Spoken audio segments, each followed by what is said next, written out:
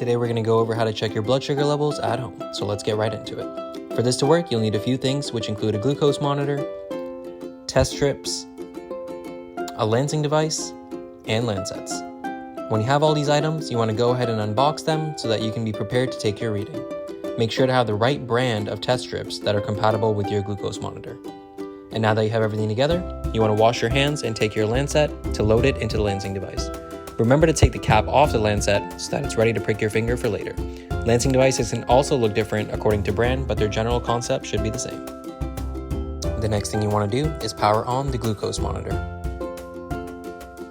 You can now go ahead and slide the test strip into the monitor so it's ready for use before you prick your finger. Now, this is where people get scared the most, but try to prick the side of your finger instead of the tip, as it might hurt less. This should feel like a very quick pinch.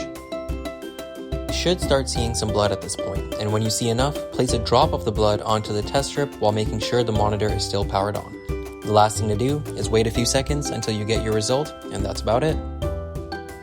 If you enjoyed this video or found it helpful, then make sure to like and subscribe to the channel, and thanks for watching.